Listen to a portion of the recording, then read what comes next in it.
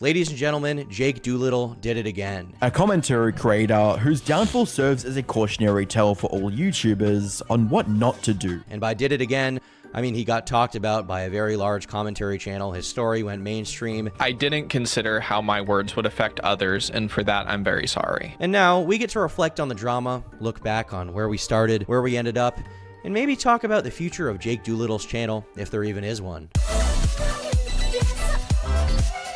So I wanted to watch this video, all right? Because, ladies and gentlemen, we've seen him in chat a few times. I don't know if you guys know this, but, as a small YouTuber, a guy with, we're just coming up on 100K subs here. Not even quite, we're a little ways away. As a small YouTuber, I'm always looking to get a little bit of attention from a big guy, a little bit of attention from, a larger channel. And it seems we got noticed a little bit for a story that we've covered, okay? For a story that we've covered over on this channel by a very large channel. Okay, Watching Turkey Tom, don't know who that is, but there is a guy called Internet Anarchist, and I saw a video from him I recommended the other day, and I was quite interested and pleased. 17 hours ago, the deserved downfall of Jake Doolittle, 400,000 views, okay? The Jake Doolittle story's gone mainstream, and I'm curious to see what Internet Anarchist had to say about it. What's interesting about Internet Anarchist is he's like a video essay channel, right? And he kind of is trying to reach that Sunny V2 level of popularity. But once in a while, he'll cover something that's from the commentary community on a small scale. I feel like this video, this is something Toastify covered before he made this video. I feel like a lot of channels didn't do videos about I'm Alex that were very large channels, so he did that one. He did a video about In Praise of Shadows that got a bunch of views, so he's kind of watching. He's watching. Internet Anarchist is watching. He's aware, okay?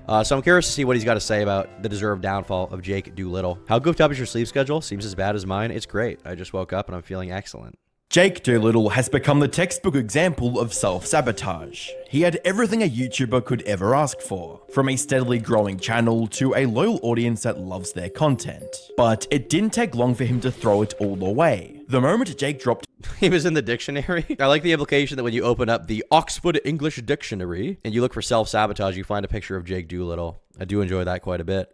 Oh, Turkey Tom in chat says the rise and fall of Tom Dark. How's it going, Turkey Tom? Hope you're doing well. Hope things are going well for you. Hope life is going good. I like the recent video, by the way, that you made, Turkey Tom, about Severage Godis. I thought you did a great job. Well researched, well edited. Great thumbnail and title, by the way. I don't know if you, Turkey Tom, did that or someone on your team, but whoever had the thumbnail and title was a visionary genius, and I would throw it back on him. His Ethan Klein expose video was the exact moment he made the biggest mistake of his career. With his I love the animation. Look, he makes him frown. Expose video was the exact moment he made the biggest mistake of his career. Look at him frown, dude. Look, Jake Doolittle got sad. That's so awesome. With his video sparking questions such as, where do you draw the line between critic and hit piece? Is it when you blatantly accuse someone of lying to their audience? As a viewer of the podcast, if I were to stand back and watch Ethan lie, saying certain things about his health that are just straight up misinformation, then I would be doing a disservice to an entire community. Or maybe I mean, to be clear, you can accuse someone of lying to their audience. You just have to be right. You just have to know that they're lying. The problem with what Jake Doolittle did is he accused Ethan Klein of intentionally faking having lupus for donation money when he had no evidence of that. The only thing he had was that Ethan said, oh, I think I might have lupus. I'm kind of scared of what I might have. I'm kind of scared that I might have some kind of crazy illness. I think one of the things he said was cancer, and he kind of jokingly said he looked it up on WebMD, right? A few people donated, and in the chat message, they were like, yeah, here's this thing about lupus, right? But if you're donating to Ethan Klein, you're not going to be donating to him under the assumption that he needs the money. Do you think any H3 viewers are donating to the H3 podcast under the assumption that Ethan Klein needs money to keep it going? I feel like it's widely accepted that he is like a multi-millionaire with a giant house. In one of the videos from years ago, he even showed parts of his house. I think it was in the Keemstar video, and it was a giant, beautiful fucking house in like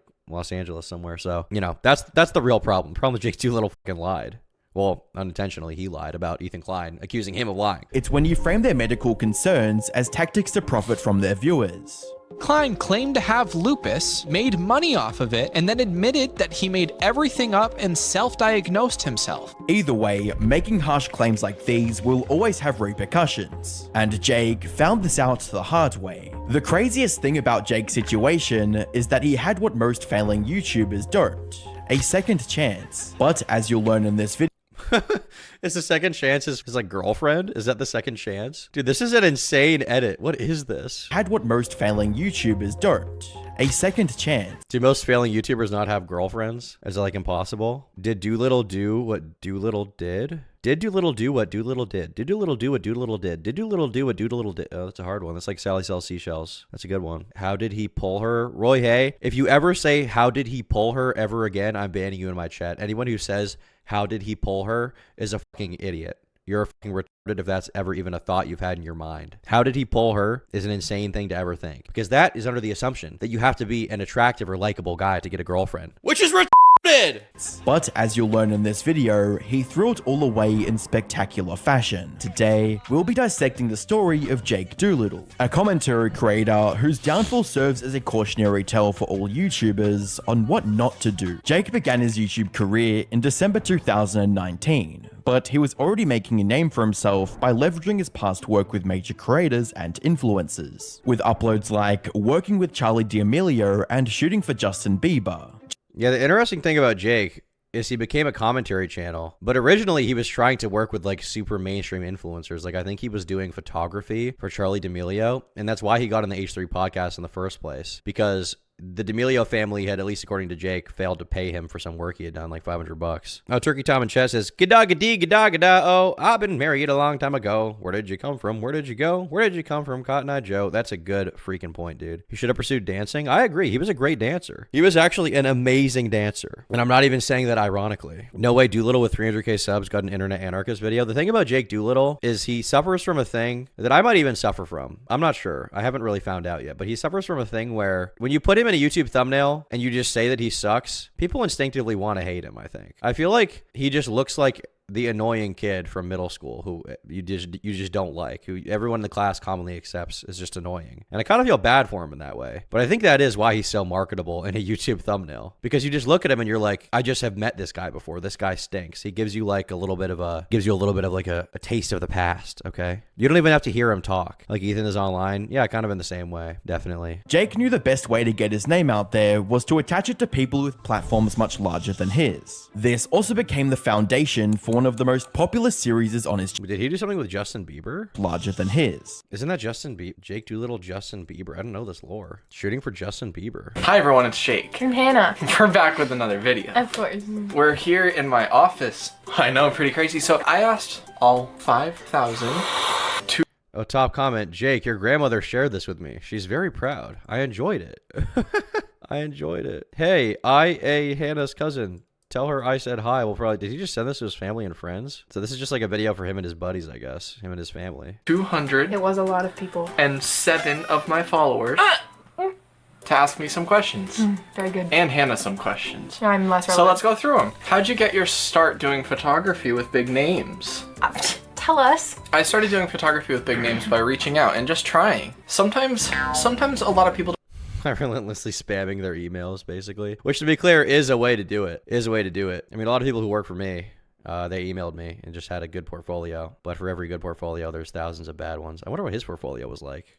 People don't realize that. You should just go for your dreams. And if there's somebody that you're trying to talk to, somebody that you're trying to reach out to, I mean, say there's a lady. Right. You're like... So he actually worked for Justin Bieber? I mean, maybe he worked for, like, his manager. What's the deal here? You can shoot for him. I assisted on a shoot with him, and that's the same thing. Justin Bieber. You know him? Me too. How old were you when you first joined? Is it like a joke that he worked for Justin Bieber? Is this ironic? I don't know. Maybe this is maybe this is like some kind of meme that I'm not understanding. Jake used to be an adventurer just like you, but he took an arrow to the knee, to each knee. Yeah, from the Green Arrow of DC Comics fame. Whoa, crazy reference. My whole hood watches Jake Doolittle. My whole hood does not watch Jake Doolittle. My entire hood watches Cody Co. Post allegations. MF. This also became the foundation for one of the most popular series on his channel, in which he exposed other, often bigger creators for things like deceiving their audiences and plagiarism. And while some label Jake as a morally grandstanding hypocrite, this approach to creating content catapulted him from 500 to 250,000 subscribers in a little over 2 years. Most fans also really loved the content, with many commenters thanking him for shining light on these issues. Now, it's important to note that the thing that made these videos good was Jake's neutrality. Most of his criticism of these creators revolved around easily provable facts, and wasn't influenced by his own feelings on the matter. Because there are articles saying members of the autistic community call out period rapper Brit Barbie for allegedly faking speech impediment. And so all these people have duetted it. It's this whole thing. So this guy is interviewing her, and then in the middle of the conversation, she switches to this. Yeah, it's okay because... But started out by saying this. That all changed in I didn't realize he had such a focus on like disability content, on people like faking their disabilities. I guess that would make sense that that's the thing he's concerned with given his knee issues. Faking a disability for clout. Hi sisters, it's Jake here, and I'm back with another video. Before I get started, I just want to say thank you to all my patrons for sponsoring this video, along with my clothing brand and fund for people with chronic illness, Never Stop. The links to both of those will be in the description below. Okay, I am so excited that I'm finally talking about this topic. I have had this in my Google Doc of video ideas for a very, very long time. We've got Brit Barbie, baby. Okay, Brit Barbie is a TikToker, Instagram. Why would you open a video with Hey Sisters, though? I feel like anything is better than that. Like, why Hey Sisters? I guess he's appealing to a very, specific kind of person. As someone with a speech impediment, autistic, and also my grandmother was a special ed teacher, this sort of behavior is just embarrassing and ableist to the nth degree.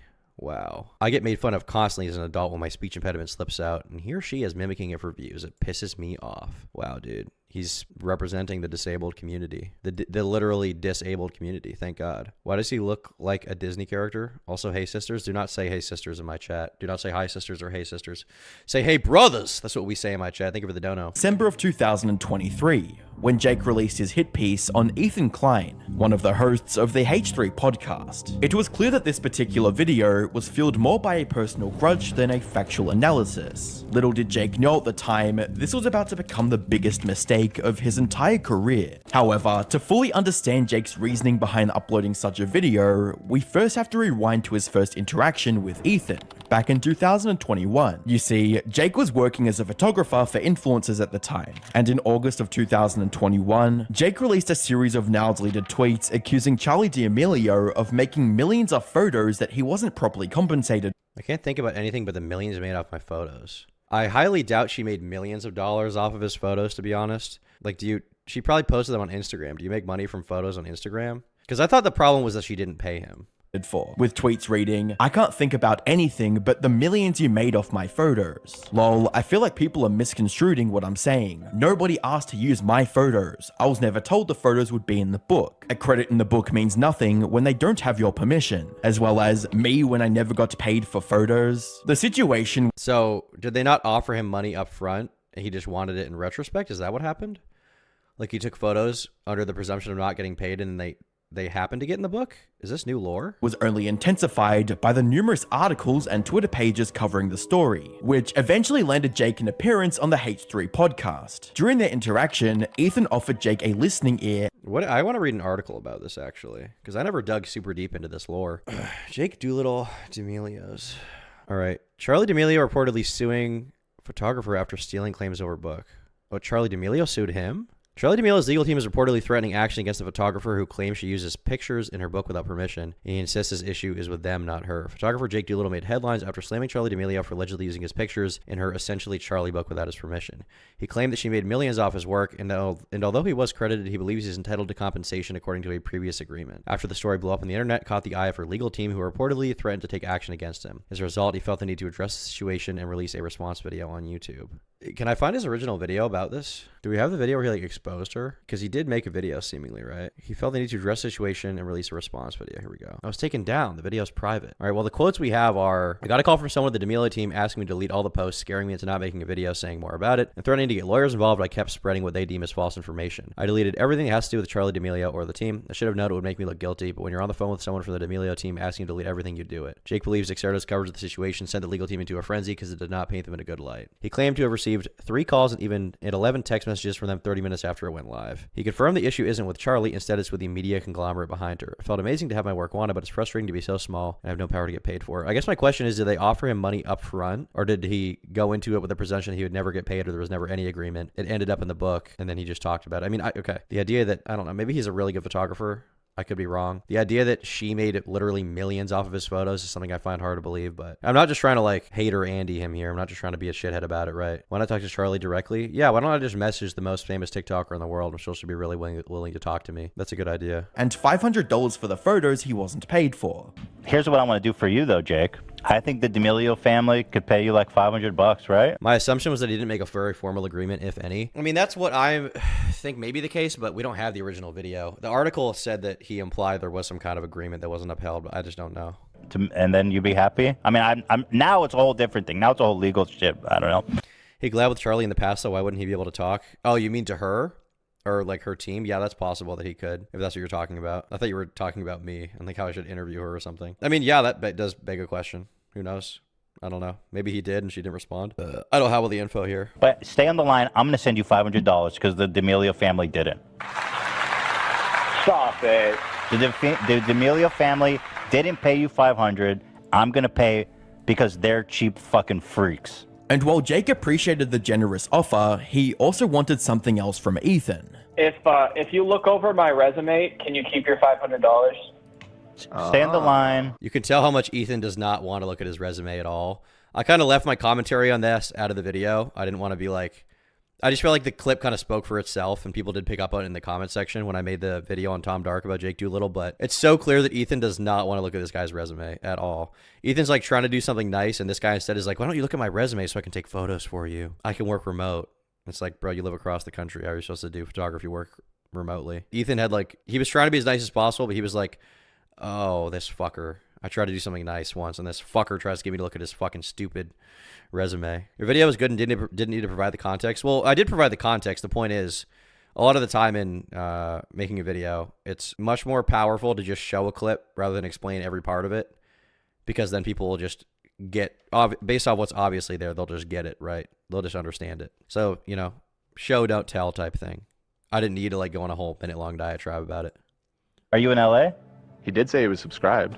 I'm not in LA. I'm remote, but love You're it killing in it out Maine, of bro. Sweden. I bet you I could kill it. Okay, so stay on the line. I'm going to give you the 500. You. I'm going to give you the 500 to make you whole. And remember, D'Amelio family, Ethan pays on time. That's right. And also send your resume. Stay on the hold. We'll get both, okay? Jake was clearly a longtime fan of the show and wanted to use this chance to secure a spot working for Ethan. Unfortunately, all Jake received was the money he was promised and a new blueprint for content creation on his own corner of YouTube. And that's where the things ended between the two, or at least that's what it looked like on the surface. On the 13th of December 2023, Jake made a community post stating, a YouTuber with millions of followers pretended to have chronic illness, profited off of it, then said they made it all up. New video coming soon. This left viewers... Man, you know when he made that tweet, he was so excited. He was so fucking excited to drop that video. He thought he was gonna like fucking destroy Ethan, right? He seems like a very spiteful guy. He's like a very, very spiteful, like, he feels as if he's constantly being slighted by the world type dude. Does it matter if I become a member here or the main channel? Does the membership apply to all channels? It does matter, yeah. Don't become a member on the Tom Dark channel. Become a member here. I actually have to, I forgot about that. I have to shut down memberships on that channel. I did announce to the members that there will be no new VODs, but yeah, if you want new VODs for the streams, become a member on this channel, the Tom Dark Live channel. Do not become a member on the Tom Dark channel. I'll shut down memberships on there pretty soon then. I forgot I was going to do that. But yeah, there's no new VODs there. I made an announcement for all of them that there would be no new VODs. Speculating on whether or not his next upload would have Ethan as the primary focus. The wider H3 community and subreddits were obviously against this and tried to get Jake to reconsider his decision, but he was determined to go through with it, and by the 29th of December 2023, he published a video titled Ethan Klein, Harmful or Hypochondriac. I'll say that is a great title. If this video had been good, it would have been such a fucking amazing, that's a banger title. Harmful or hypochondriac, the alliteration, the use of harmful with a mix with hypochondriac, the medical term, Ethan Klein before it. I mean, just so simple, such easy, intriguing phrasing. This is a great fucking title. I saw a few very concerning things when it comes to Ethan Klein's lupus journey. And as someone who's been sick his entire life, I felt like I needed to make this video. If I were to stand back and watch Ethan lie, saying certain things about his health that are just straight up misinformation, then I would be doing a disservice to an entire community. My Ethan Klein... He took a shot at Ethan so he could gain the respect of the commentary community, but it backfired. I think he took a shot at Ethan because I think he genuinely did think Ethan was doing something wrong. The thing is, I don't think he thought he was lying. I think he thought that he was being honest. He just didn't realize that there was nothing there for him to actually talk about, right? He didn't really have any story. There was nothing to discuss. There was no lying Ethan was doing. There was no misinformation he was spreading in a serious way. But Jake had this, like, vision in his head of what it truly was. Why would he think that? I mean, sometimes people will be completely delusional about events. You'd be surprised how many people have an alternate reality they live in. Turkey Tom in chat says, nice bottle, very manly, very manly. Thank you very much, Turkey Tom. Brought to you by gamersubs.gg. Use the code in the description to get 10% off your order now. Code Tom. And claimed to have lupus, made money off of it, and then admitted that he made everything up and self-diagnosed himself. Right off the bat, Jake was framing himself as an authority on the topic of chronic illness and condemned the way Ethan went about his health inquiry. And this is a very dangerous place to be, because if you have being emotionally charged in general about a topic on YouTube as a commentary channel is a very, very dangerous place to be. Because if you go in with a preconceived notion when you're analyzing the evidence, you will often take the evidence and make it fit the narrative that you want rather than interpreting the evidence and then drawing a conclusion. And Jake is somebody who's passionate about chronic illness, and on top of that, seems to be a spiteful person, maybe partially because of it. I think he kind of went in with a narrative and everything around that. He kind of constructed this world to fit his preconceived story, which was not the case. That was not reality, right? So when you're making a video about a topic you're emotionally charged about, you have to be very careful. I, in general, try not to be emotionally invested in the topic I'm making a video on. It's not to say I'm not interested, but I try to be emotionally invested, if anything, in the process of making the video and making it good rather than coming to one single conclusion. Because if you are emotionally invested, it will happen. I've seen this happen so many times. It's definitely probably happened to me before too, where you have to take a step back and say, okay, I need to take a step back from this. I'm too emotionally invested. I have a narrative going into this.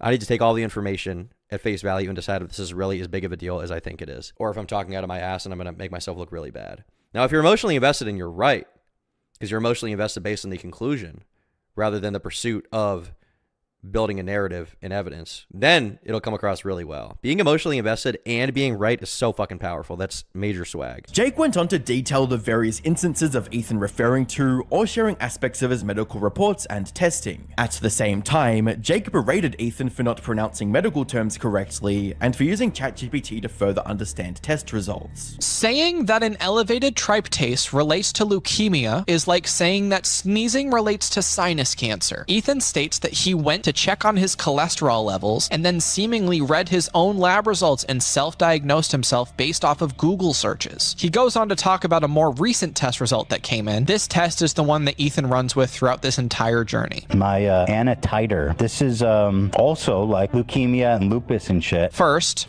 and the particularly stupid thing about this video is if Jake was less aggressive, he might have been able to have some kind of point about how Ethan is very carelessly throwing out these medical terms.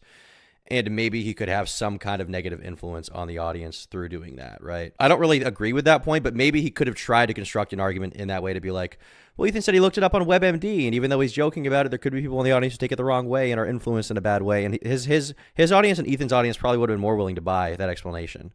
But instead, he was so aggressive. He was so inflammatory. He was so, Ethan is doing this to collect donations and make money off of his fans, and he's faking it on purpose. It was like, you got to chill out, bro. Anna titer makes no sense. The part that Ethan calls Anna stands for anti-nuclear antibodies. It's an acronym that Ethan pronounces Anna instead of ANA like most every medical professional does. This also adds to my claim of Ethan searching his labs and not hearing the results from an actual doctor due to the mispronunciation. According to the Mayo Clinic, in most cases, a positive ANA test indicates that your immune system has launched a misdirected attack on your own tissue. In other words, an autoimmune reaction. According to Jake, the fact that there were elements of self-diagnosis in Ethan's approach to determining whether or not he had lupus, a disease that occurs when your immune system attacks your own tissues and organs, meant that he was spreading misinformation and harming others that suffered from chronic.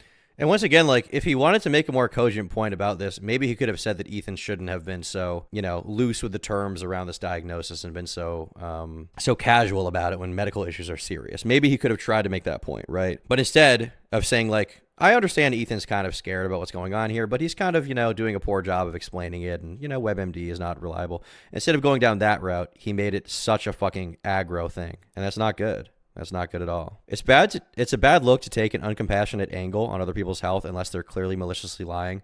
High-roading and I'm sicker than you is a tough angle. Yeah, for sure. And I think that's why in the case of Boogie, because that's essentially what he tried to do, right? Jake Doolittle tried to do to Ethan what Destiny did to Boogie, right? Destiny glazing starts at 0.00000 seconds, negative 20 seconds. Because nobody had questioned Boogie's medical diagnosis publicly on a major platform, simply because of the fact that to question someone's medical diagnosis if you don't have all your ducks in a row, you're going to get fucking flamed online. And on top of that, people just kind of assume that Boogie was telling the truth, because why lie about cancer, right? As it turned out, he was lying. But when you're making a video that's such high stakes like this, like accusing someone of faking an illness, the risk to that is like, the only thing that it's like tantamount to is in terms of like the risk you face on YouTube is accusing someone of being a pedophile, right? To accuse someone of that, you need such a fucking high bar. And if it's anywhere below that, you're going to get absolutely fucking destroyed. The three main arguments that Jake made in his 40-minute long video were that 1. Ethan was misinterpreting his health data, therefore spreading misinformation. 2. Ethan was profiting off the supposed illness by collecting $1,500 in donations during the stream. And 3. That Ethan was flat out dishonest about having any illness. Many viewers... And like, the first point, he could maybe kind of get Ethan on, right? The second point, as far as profiting off of it, that's going to be a much higher bar for multiple reasons, because for 2 to be true, the third one has to be true as well, which is Ethan was flat out dishonest about having any illness. These point 2 and 3 are intrinsically tied. You have to prove that Ethan needs the $1,500 or wants and is trying to rug people or is being negligent and they're giving him money as a result, right, of his negligence. He just doesn't care because he has piles of cash, so fuck them, basically, right? That's the point you have to make.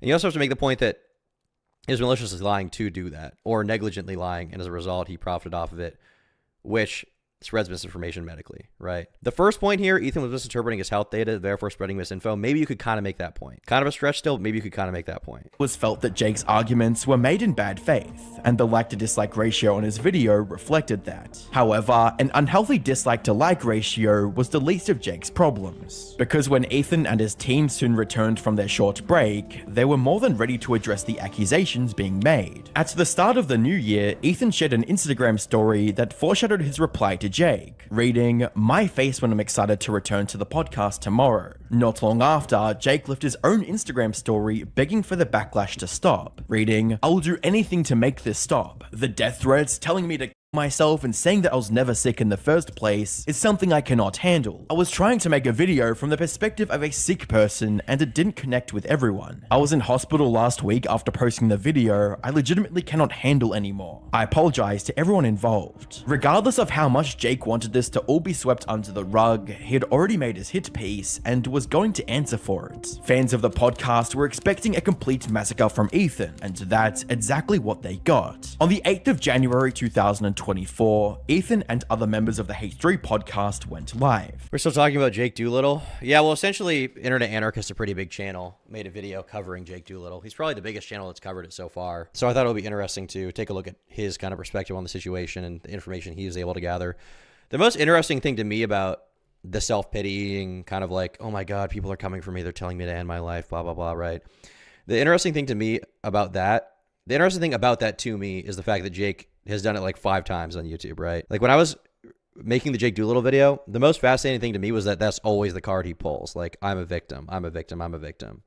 He never takes it well. Does anybody really tell anyone to end themselves anymore, or is he just lying? I hear Crybilly say this all the time, but I never see those comments. I mean, it does happen is the thing. I doubt H3's audience is particularly toxic as far as that kind of stuff, but it definitely happens, right? But I just think, I feel like at a certain point, you just have to be like, all right, I just need to ignore it, right? Like, I understand if you're like, you know, an average person, you're getting a bunch of people telling you to end your life, you're not used to being a YouTuber. I can understand how that might be pretty upsetting for sure. And even as a YouTuber, I don't think you should be exempt from those kind of issues. The problem is like, Jake was using it as a fucking excuse to try to get Ethan to stop talking about him, right? He was trying to basically emotionally manipulate him into not talking about him by making Ethan feel bad because supposedly he got a few death threats or a few people being mean, right? But realistically, when you're a public figure, those are comments you're going to get.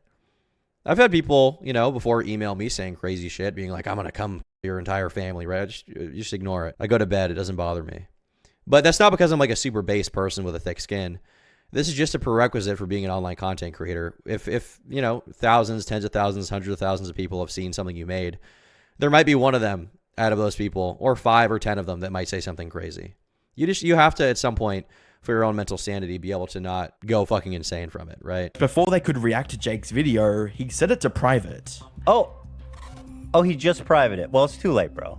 Oh, Too is late. it now? That's right. No, it's too late. This was likely a last-ditch attempt from Jake to be spared from the consequences of his actions. Unfortunately for him, Ethan's team had already downloaded the whole thing, and they wasted no time tearing into every second of it. Ethan started off by giving viewers some background into who Jake was, and what he's been up to behind the scenes. The really interesting wrinkle is that this guy's been a huge fan of ours, and actually there's been a ton of interactions of him trying to reach out and get noticed and get attention from almost everybody on the crew.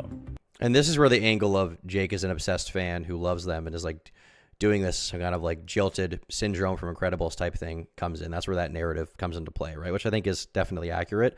I think that Jake Doolittle thought he was right with his exposed video at Ethan, as bad as it was. I don't think he was maliciously lying. I think he thought he was correct. Not an excuse. He was still wrong.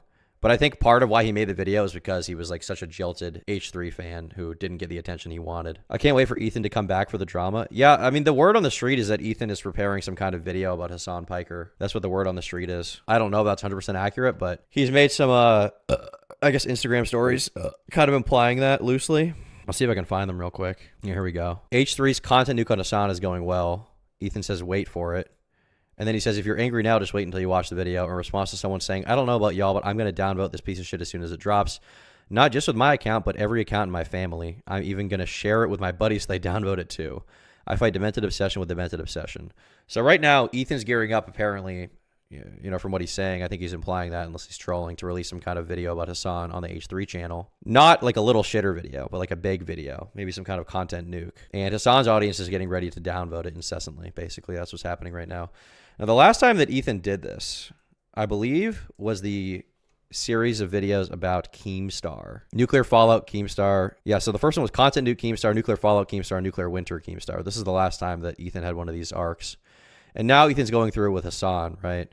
And last time he did it with Keemstar, I think it was not very convincing. There are definitely things to criticize Keemstar on, but a lot of the information was not great. He made some serious missteps, which is why I heavily criticized him. Not out of love for Keemstar, but out of principle for how bad those videos were, in my opinion. But it seems like he's gearing up to upload to the H3 channel, probably for the first time in 4 years, to make a video about Hassan Piker. And I'm very curious how that's going to go. To be honest, I think whatever video he makes is not going to be very convincing for the wider audience. I think it's going to satiate his audience, but I don't think it's going to, like, destroy Hassan Piker, because all the things that Ethan would criticize Hassan for are stuff that his audience likes. Jake Doolittle is just the H3 dog pack. Jake Doolittle is just the H3 dog pack. Yeah, I guess so, in a way. Yeah, I would agree with that. But yeah, it seems like he's gearing up to make some kind of big video about Hassan Piker. Does downvoting affect the exposure of the post? I know Meta and X promote, but what about Reddit? They're talking about a YouTube video. When you talk about, for Reddit, I don't know if it gets rid of exposure. I assume engagement in general is good to get it seen, but they're talking about leaving a bunch of dislikes on a YouTube video is what they're talking about here, right? It's interesting to me that a lot of people in the comment section for this video actually view it pretty favorably. At the time, pretty much Ethan's entire audience agreed with this video about Keemstar. But Ethan hasn't uploaded to the H3 Productions channel in years, so I wonder what kind of audience is going to be left there. He made a video, My Experience with the Police. I forgot. This is a crazy arc, crazy cringe arc he was on. The last video even uploaded was Becoming the Zuck featuring iDubbbz. That's the last H3 video on the main channel. I don't remember if that was a good video. Oh, this is his response to Mudahar. Okay. Because he made a video called Everybody Loves Ethan. This is way back in the day. I think this is it might have been the most viewed video for a certain amount of time on my channel, because I did Everybody Hates Ethan featuring Nick Diorio. I remember when this video came out, it was doing really, really well on YouTube. 3 million views. It's obviously accrued that over time, but I remember for a while I had like 1.5 million. It was the most viewed video on the entire Turkey Tom channel. That was a classic me and Nick Diorio collab era, dude. By the way, I like this video, but the best thing that happened in it was the very ending. The very end, just the fucking end card was so fire. The outro was, I'll just play it. Here you go. Of all of those things. And I'm not going to quantify it or make excuses or anything. I can't say what the future holds for H3 Productions, or if Ethan will improve his conduct. I don't know if he'll continue getting into controversy after controversy and end up a washed-up loser with a slowly but surely declining podcast audience and fans who find it increasingly hard to like him. I just don't know, and I've been wrong before. What I can say for sure is that the idea that Ethan stopped caring about the YouTube community is flat out wrong. He definitely benefited from it and acted like he cared. We all had his back for years, and we all gave him the benefit of the doubt time and time again. I wanted desperately to go back to that time when Ethan was taking on the bad guys and saving the day. But as time goes on and more of Ethan's character is revealed, it's become pretty obvious to me that, well, he never cared in the first place. It's crazy to me that this was 4 years ago. The outro was great.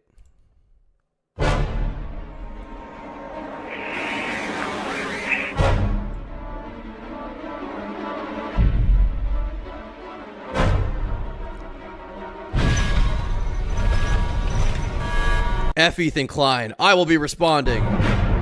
We'll bring back some of that soon, don't you worry. We've got some plans.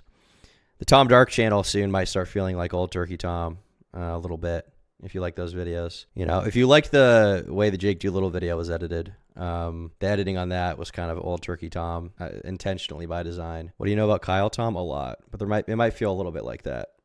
Might feel a little bit like that going forward. We'll see. He also shared screenshots of Jake's repeated attempts to connect with various members of the H3 team. According to Ethan, Jake even went as far to approach team members of the H3 podcast in person and tried to pitch his ideas. Put simply, his video on Ethan was nothing more than a petty tantrum after being rejected from working on his podcast. Ethan also pulled up a downloaded version of Jake's video and began debunking each one of his points one by one. From dismantling Jake's arguments of self-diagnosis to pointing out the blatant bad faith at the core of the video, Ethan was presenting his side of the story and made it clear that it wasn't some joke or cash grab, but a man desperately trying to understand his health status. To top it off, Ethan possibly donated more money to the people suffering from chronic illness than the amount Jake claimed he took from viewers. By the end of this 4-hour podcast, Jake had completely shattered. And even the idea that Ethan Klein needed $1,500, I feel like I've harped on this so many times, but like, dude, the idea that Ethan needs $1,500, considering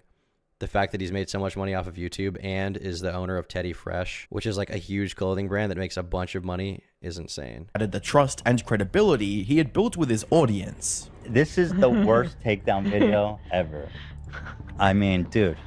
Like, at this point, I'm under the impression that I mean, they definitely make money from the show, but I'm under the impression that Ethan is like probably set for life. I could be wrong.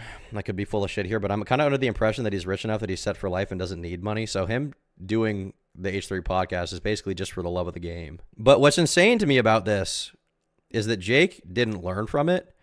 He did it again. Like, the parallel between this drama with Ethan and the more recent thing where Jake was threatening to blackmail all of his YouTube friends for not donating to him is the spite. It's the not being answered, you know, the DMs not being answered, right?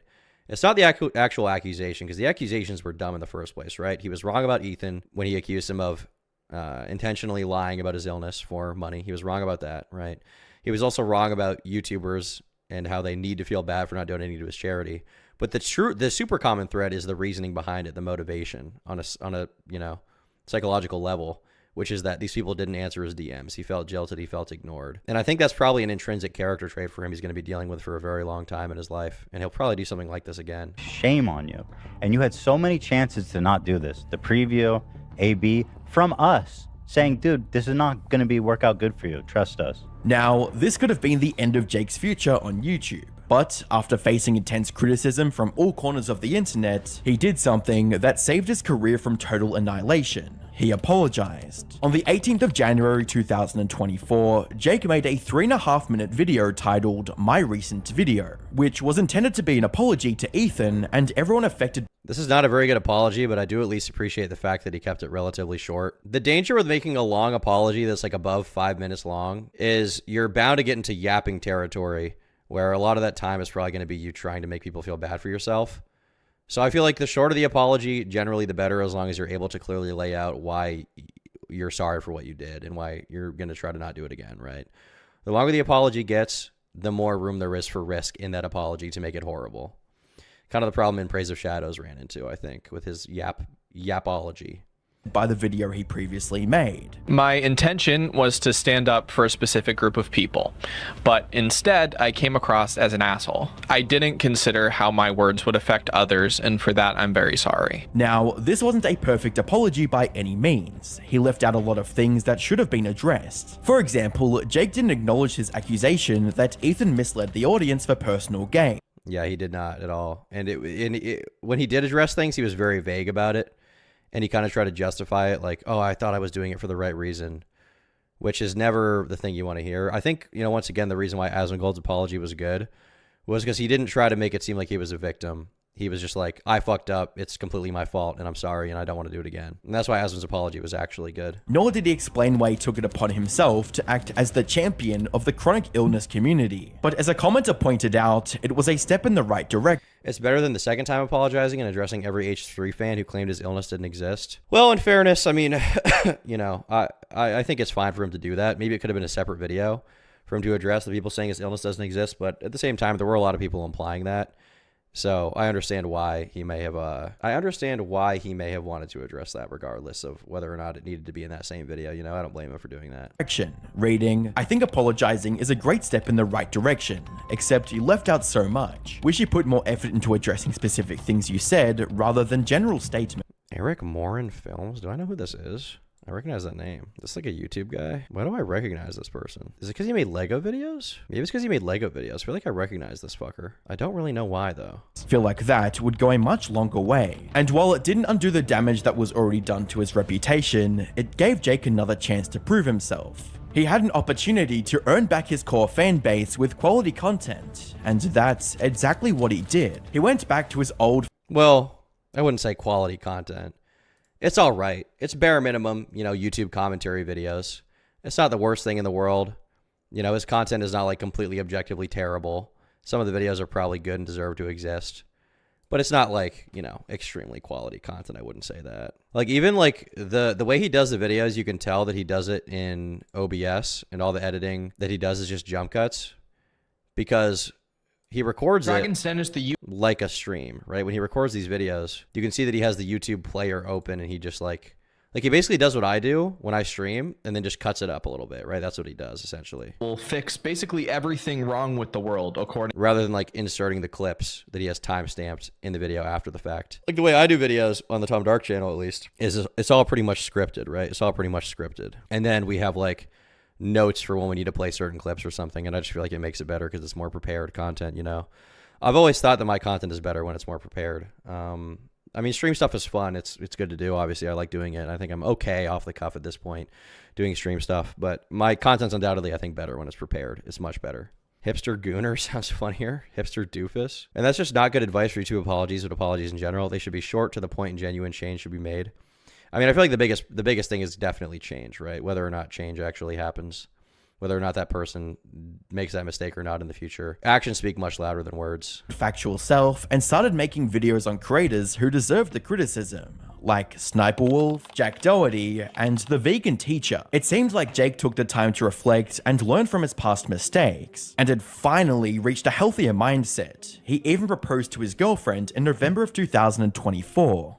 Things were finally looking up for his most loyal fans. That is, until the 14th of December 2024, when he threw away the little credibility he had left with a single video. At a first glance, it looked like a typical Jake Doolittle video. It was titled, "I'm frustrated with commentary YouTube." I remember watching Jake's Colleen Ballinger Can't Stop Talking to Minors video and enjoying it. Yeah, he's probably made some decent videos. I think the problem is that, I mean, as he said himself, anytime he actually feels emotionally invested in a topic or wants to talk about something that's important to him, he fucks it up, right? Like in his Instagram live stream, he was like, usually when I talk about something that matters to me, it's a bad take. He straight up said that, you know? So it seems like he's okay at making videos where he kind of regurgitates points other people make and gives like a commonly accepted opinion. But the few times he chimes in on something that disagrees with the popular narrative, he gets absolutely ass blasted because he's usually wrong. Thank you, The Poopy Show, for becoming a member. Appreciate it. Into the darker side of the commentary YouTuber community. Like, I'm Alex mentally and physically abusing his girlfriend, which I talked about extensively in this video, or at least something along those lines. But as it turned out, the video had absolutely nothing to do with Cody Ko. This, by the way, is why I do not buy his, I didn't expect anyone to see it. Anytime anybody in their fucking response to anything says, I didn't expect anyone to see it, it's like, dude, you posted it publicly online and you're a YouTuber. Like, I would kind of understand that excuse to an extent if you're just like not really a real public figure. You're just some random person. You don't really understand that when you post things online, you're technically publishing it and anyone can find it and criticize it.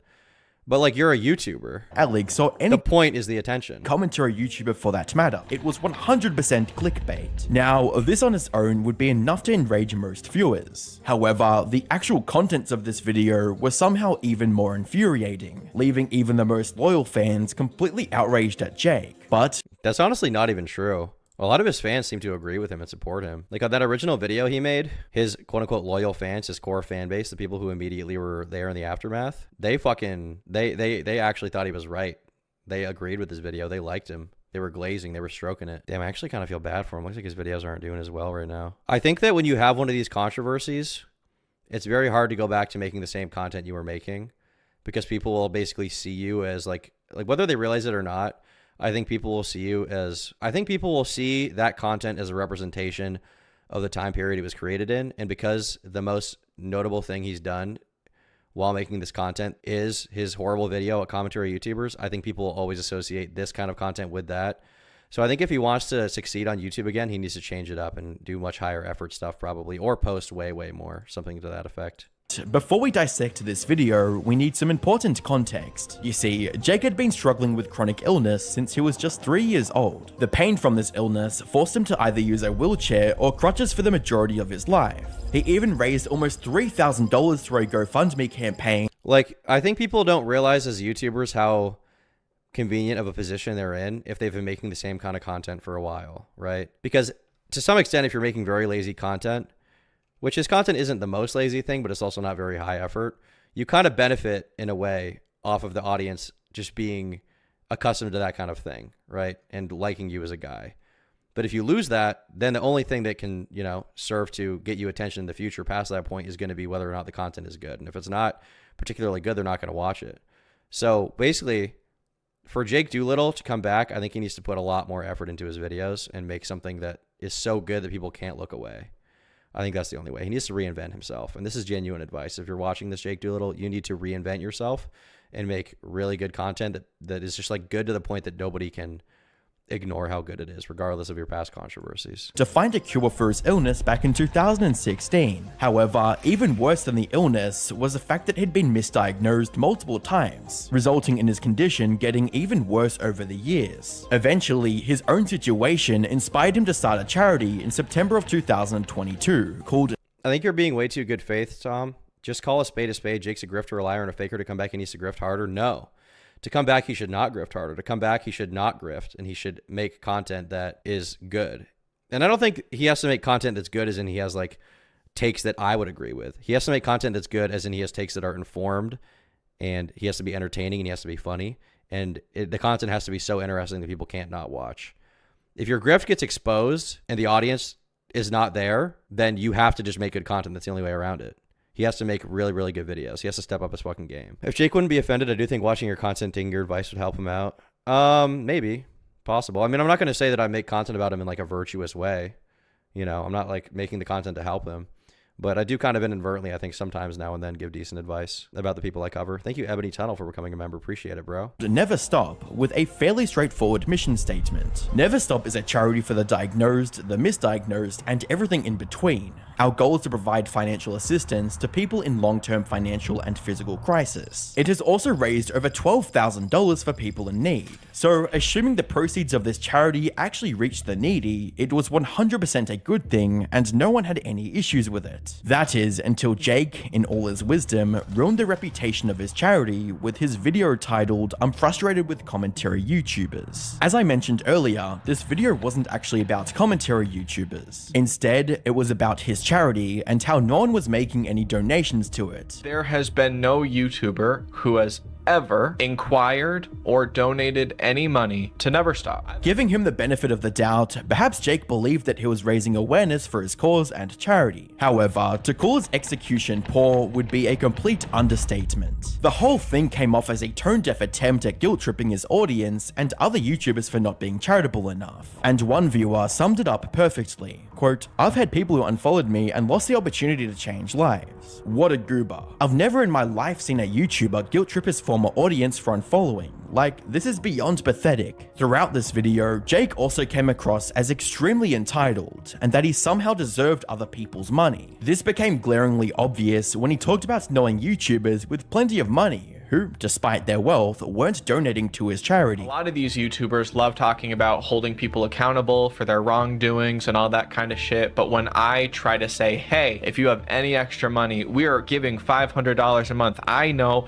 that you just put on your close friend story that you're making 15 grand off this brand deal. Hey, I would love the help. My views are down, but you're getting, I don't know, 50,000 subs a month. What are we doing here? And sure, even this could be dismissed as just a horribly worded plea for donations. But then, Jake stooped to something that could only be described as the lowest of the low. He tried to blackmail other YouTubers. I'm not going to name names, but I would like you to know that I am going to name names at some point, possibly next month or so, if my following up with these people amounts to nothing and I keep getting ghosted. In other words, Jake essentially threatened to publicly name and shame YouTubers who refused to donate to his charity. This, combined... Looking back, it's still hard for me to understand why he thought that this is a good idea, right? It's still very difficult for me to understand why he thought that it was a good idea to try and blackmail other people. I don't totally get it.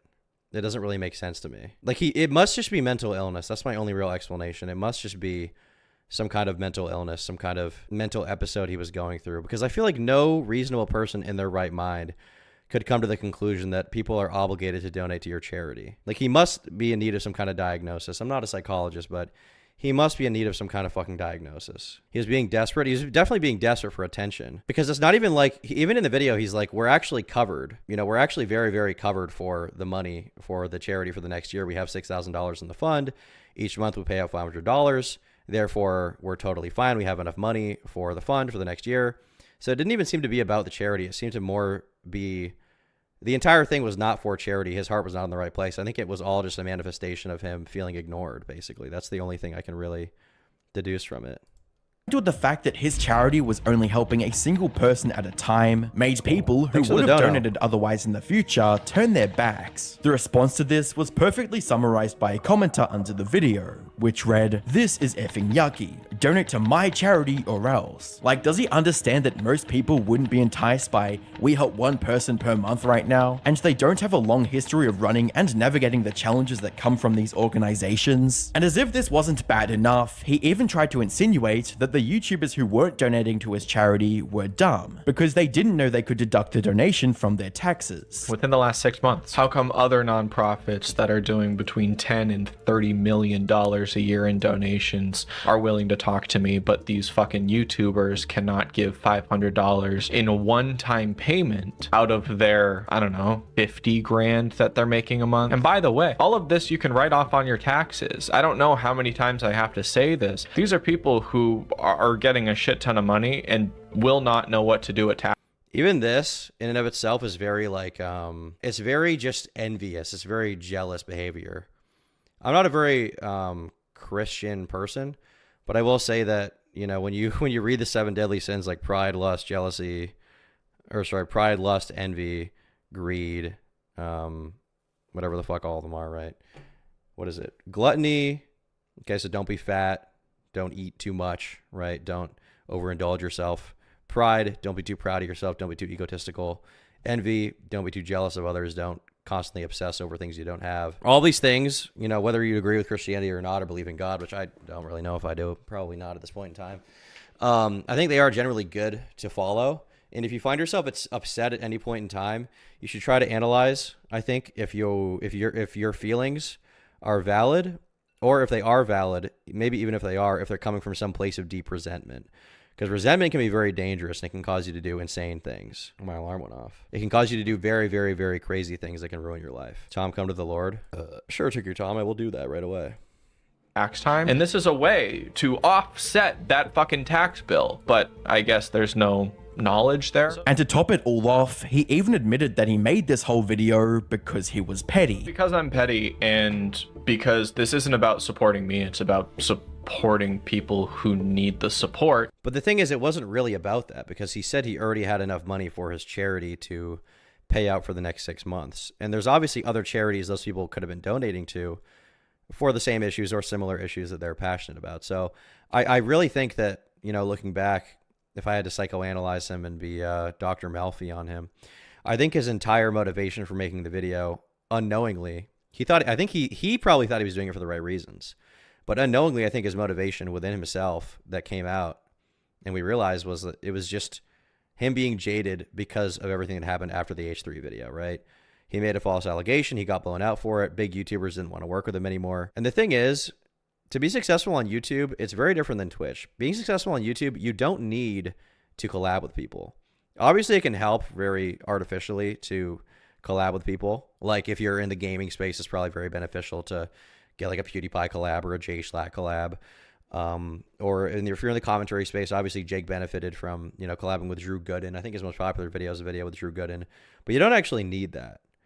But I think that Jake's motivation for YouTube is less about money and more about a sense of belonging and feeling respected and liked. And I think that's why it pissed him off so much that big YouTubers weren't willing to collab with him anymore after something that he caused himself. You know, a position he caused himself to be in. The whole intonation and the way he stumbles on some words is the way one tried to explain obvious things to idiots. He's so smug and entitled, even more than I remembered. Yeah, he is a very smug person. That's, I think, part of why he's unlikable. As someone who works with nonprofits, it's completely normal to not have funding figured out over a year plus in advance for projects. He's overreacting so hard, especially if projects are 1 month dono. Well, yeah, once again, I think, like I said, I think it's less about the charity and less about his illness even. I think he feels like he's running on a treadmill and he's stuck in one place because his content is not very good, so he's not getting more views, right? He's kind of just stuck in a certain place. He's not increasing his upload schedule, so he's not growing a ton on YouTube. He feels like he's not respected because of actions that he took, and as a result, he's blaming others for the fact that people don't want to work with him anymore. It's a very self-defeating cycle. Self-hating, self-defeating cycle. I'll give a bunch of examples about how YouTubers have ghosted me and not wanted to help with Never Stop. As you might imagine, the backlash to this video was immediate and immense, resulting in Jake deleting that video did not get 100,000 dislikes, but that would be funny. It would be hilarious if the video had 100,000 dislikes and 60,000 views, but I don't think that was the case. Misinformation, internet anarchist as always. the whole thing in less than 24 hours. And to this point, there was nothing he could do nor say to make the situation better, so he decided to make it worse instead. A day after the original video, Jake went live from his phone and said that he was going to clarify the original video and address any concerns the viewers had. In reality, most of the stream was him talking about how bad his life was and how this was his 10th knee surgery. I'm about to schedule fucking 2 more knee surgeries. I have no. No. It'll be like my... Not cutting him any slack, but I feel like his upbringing, mostly being sick and socially isolated, plays heavily into his need for online attention. Yeah, for sure. I do think that's probably part of it. I mean, the thing is, you don't have to like feel bad for him to acknowledge that that's probably part of the reason why he is the way he is, you know? When you analyze, like, I'm not saying he's like a criminal, right, or anything like that. And I'm not saying that I'm not some kind of psychologist. I can't diagnose him with anything. But when you're trying to assess someone's motivations and guess at why they act the way they do, all you really have to guess at is their background. And I definitely think people's backgrounds can play into that. So, like, you know, when you're acknowledging the history of a criminal and their motivations, you wouldn't excuse their actions based on their past, but you can try to draw a through line as to why they behave the way they do based on some of their upbringing coming together with other factors, right? Nature and nurture compounding. My 10th and 11th knee surgery. If the same thing was said by Jake from early 2023, he would have been showered with love and support from his community. Unfortunately, his own actions had destroyed any sympathy people had left for him. With one viewer writing, "It's pissing me off that you can't stop mentioning your health. We don't care. It's pretty easy to not blackmail people for money, and your health isn't an excuse." Some even speculated that he deliberately timed the charity video right before his surgery, so he could use it as a shield against the backlash he knew was going to get for that video. But despite the overwhelmingly negative response from his viewers, Jake wasn't done. He made one last attempt at saving his dying career. On the 15th of December 2024, Jake uploaded his latest response to the controversy, simply titled "Addressing Everything." But despite the almost 30-minute length of this video, it doesn't contain anything that could slow down the barrage of backlash being directed at him. And while some of his viewers are fuming with anger, like this one person who wrote, "Why did you clickbait using violence against women? You specifically used faces of commentary YouTubers known for mistreatment of women." Besides the entitlement of others' money, the assertion that the only way for rich people to do some good is to give it to you, then you clickbaited with Cody Ko, an alleged racist, and I'm Alex, an abuser. Why would you— Is Cody Ko an alleged racist? Maybe he is an alleged racist. I thought he was an alleged statutory rapist. The vast majority of his fans were simply done with Jake and his future content. They already gave him a second chance after the whole debacle with Ethan, and even cheered him on as he went back to making good content that people wanted to watch. However, clickbaiting his viewers, blackmailing other creators, acting entitled to their money, and refusing to take any accountability for his actions is a step too far for even his most loyal fans to justify. He is desperately trying to ignore the backlash and continue posting like nothing happened, but as it stands, I don't see a way for him to make a second comeback. I mean, realistically, what could he say at this point, right? What further commentary could he really add? I don't think there's, he already did his apology video. He kind of addressed everything he could address, right? I can't imagine like another video where he explains it more that would benefit. At this point, if he responds again, he's kind of just kicking and screaming while he gets dragged. So I think the best thing he can possibly do is move on, ignore it, and make really good content. I think that Jake Doolittle, to be honest, Internet Anarchist kind of has a conclusion. He doesn't see how he could come back. You know what? I'm going to maintain optimism. I think anybody can come back from a YouTube drama. They just have to make good content. But it probably has to be better than the content he's been making for a while now. I don't think Jake's just going to be able to skate by, I don't think he's going to have an easy time with that kind of thing. He needs to make content that's so good that it's unignorable and that he can't be immediately discredited based on prior stuff. He needs to remove his personality from the content, so whether he's likable or not doesn't matter. Likable or not as a person doesn't matter. And the content has to be very good. Honestly, maybe making commentary videos just isn't for him. Based on what I've seen, that is probably the case.